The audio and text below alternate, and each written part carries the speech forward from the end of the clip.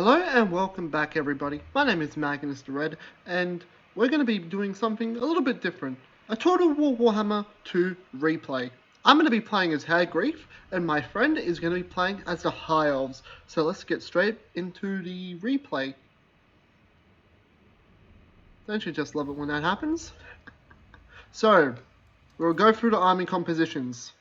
I have 4 Dark Shard crossbowmen, 2 Dread Spears on each flank, so 4 in total, 2 Executioners and 1 Executioner, the Blades of the Blood Queen, the Regiment of Renown one, and then 2 Blackguard of Nagron in the middle, with my trusty old Hydra in the center, along with Malice Darkblade on his trusty Lizard Spite.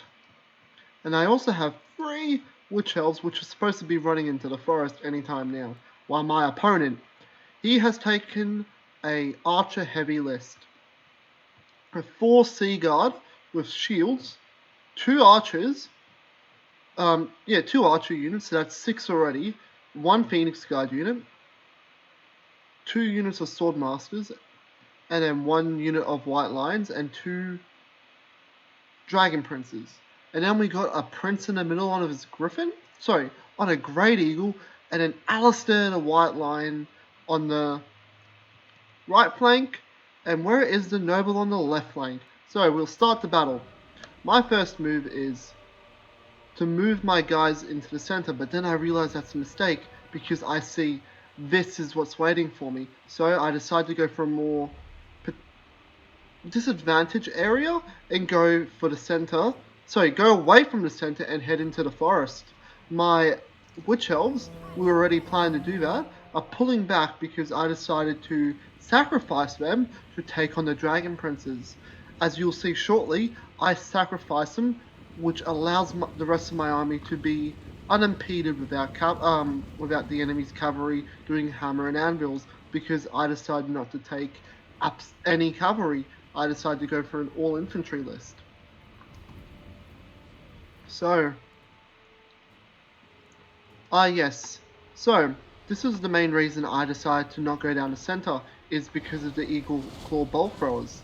Because the Eagle Claw Bolt Throwers are absolutely terrifying in an open field, and especially against armies like this. They will absolutely tear them up. You can see how much damage they are doing to both my Dread Spear and Dark Shard units, which is terrifying.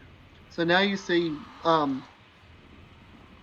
what these guys are about to do. So they're going to take the brunt of a charge from the Dragon Princes. So they're going to lose on the charge 100%, but they're not there to win the fight. They are there to keep the Dragon Princes occupied. Oh, and look at that death counter go up. Alright. And once again, another excellent charge by my opponent into the Dark Elf Witch Elves. So, and I believe the center lines are about to clash. Because of the forest, I have been quote-unquote clumped up to a ridiculous degree, because I had to try and minimize the effects the Eagle Claw Bolt Throwers are having on my army, because having them fire non-stop would have been extremely detrimental. So, at least the Hydra is going to have an excellent time in the center, because it is a huge huge mass body, which is going to be able to occupy quite a lot of these High Elves and not allow them to shoot. So, I think this is where this is what I want to show you. This is what I wanted to happen to the Dragon Princes, because now they are furied and can't run away and have to stay in combat, which is excellent for me, because that means I don't have to deal with cavalry in the back lines, and as you will shortly see, it will pretty much saves me in the long run. So now I try and keep the the Phoenix Guard away from my Hydra, because they are anti-large and would have absolutely wrecked the Hydra. So the lines are clashing. The Swordmasters are doing an excellent job going through my chaff of Dark Shards, but however the Executioners are paying for themselves and are getting a lot of kills on these Swordmasters. So Another tactical error I made is not charging these Hargrave Executioners into the archers into the back, and instead keeping them occupied with the white lions. Because no matter what, they are going to win this fight, but they're not going to win it because these archers are constantly causing unnecessary casualties. And you could see those numbers go down from 82 to 62 to 57 to 53, and that's when they break. However, over here, now my ability for my army, Murderous Prowess, comes in, and it will absolutely devastate the front lines, as well as keep these Dragon Princes in combat. They are getting a lot of kills, but not as nearly as much as they could have if they, for example, charged the back lines of these elves. So my Dark Shards are continuously firing forward into these Swordmasters. They're not effective, but they are keeping some damage control and not allowing them to overrun my army. The Hydra, I do think I lose a little bit of track of it because I was micromanaging Malice Darkblade and trying to figure out when I could pop his special little ability to absolutely wreck him. And the Lorif and Seaguard are doing a decent job at keeping the rest of his army busy, and Malice Darkblade is continuously and utterly destroying this eagle. Sadly, the eagle does get away because I do not have him surrounded, but the guy does his job. So, now I completely forget about these guys, honestly, and they do at least get a few shots into these Dragon Princes and take them out at a fight. And now the Hydra comes into the back of a Sea Guard to keep take them out. Now my opponent has done the right thing and has now started to focus fire my War Hydra, which is pretty bad for me because I need this War Hydra to take on the rest of his army, as I am taking more casualties than I can taking more casualties than I'm giving. But I am slowly taking out units, with the Executioners being wonderful at taking out these Lorif and Seaguard. As well, they've been doing a wonderful job at keeping these Phoenix Guard busy. Because if these Phoenix Guard manage to reform the line and start killing everyone, it could have been very, very bad for me. So, the Lord comes in, but he's going to smartly not use his Lord to kill any of my guys, but instead keep him in the fight. Keep him out of the fight so he doesn't die. Because all it takes is one good shot to kill him at 625 HP. That'll probably be 2 rounds from these Dark Shards. Now, you see these Executioners running back. And once again, I want to show you guys, this is what the main job of the Witch Elves for this army. They kept the Dragon Princes busy and managed to hold them down and beat and break them, which is wonderful news for me. And then I completely forget about Malice over here and send him to chase the Dragon Princes, where I should have sent him straight back into the fray to try and take out these archers, because these archers are going to be extremely hard to deal with. So, now I make a bit of a micro mistake. Instead of, for example, targeting these beautifully exposed Lorif and Seaguard, I instead go for Alistair the White Lion, which is not a pretty good choice. However, I should have went for these guys because they are a much bigger threat for me in the long term. And I don't believe I realized it because they continue to fire into these archers, which are a good unit, but I still would have preferred to fire into the Seaguard because one unit of Executioners would have been able to, a half-strength unit of Executioners still would have been able to take them out. And a bit of a small mistake by my opponent, by having these guys so clumped up, it really limited their fire. So, once again, my opponent, this is the part where the guy does come back one final time and does not attack me, and you see some some Dread Spears come into the fight to try and slow down and cause some damage on these Lorith and Seaguard. Perhaps not the best use of them, but they are probably one of the better uses because they are still keeping a potential unit with a lot of ammo and a lot of guys tied up for the most part.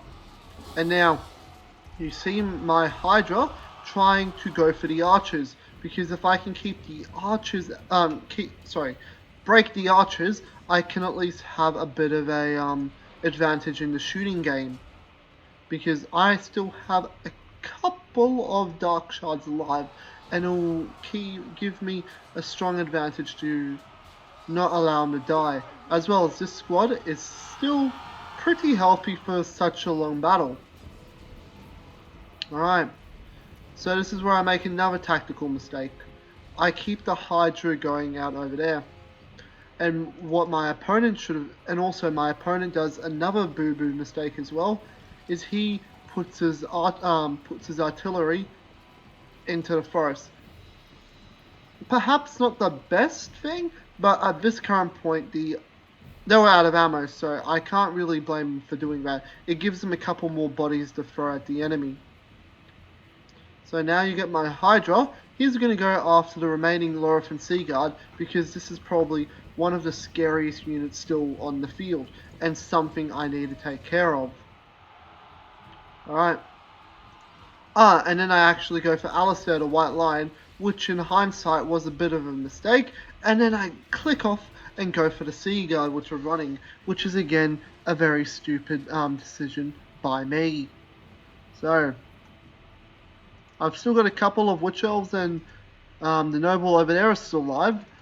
My Dark Shards completely rout the remaining Phoenix Guard, which I hopefully do remember about them, and then bring them back so they can figure out and deal with the rest of the unit. So now the remaining Swordmasters of Hoth will square off against the Blades of the Blood, and hopefully win the fight. I am going to attempt to try and get them into combat with the archers, which is probably the biggest threat on the field, right after Alistair the White Lion. So, I at least managed to take out a couple more Seaguard over here, and they got a lot of kills. My opponent utilized them quite well, and I'm very happy to say he is an extremely skilled Total War person, and I'm very happy to verse him. Alright, now the Blackguard. I do believe I forget about quite a few units just because of how late in the battle it was, but they still do a wonderful job. And the Executioners, I do believe, get into combat with the archers and manage to kill them. Now, I do another tactical mistake with my Hydra, where I have been chasing a bunch of broken units. What I should have done is turned around and charged the archers. Not that group particularly, but this group, because this group had ammo. Oh, my apologies, I thought they had ammo,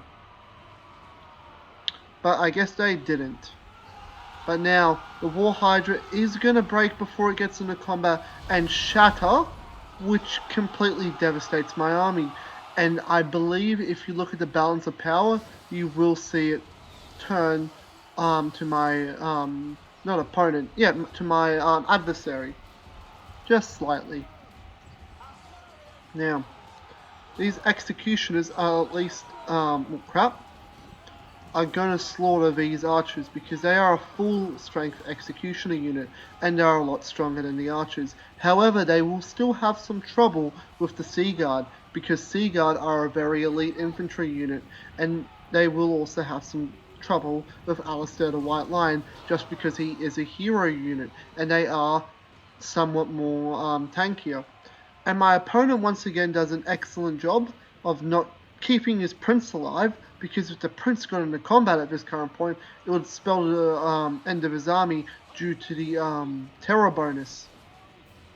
And now you also see the Blades of the Blood Queen also break, which is very unfortunate for me and somewhat disappointing, The Blackguard and Nagron are still alive.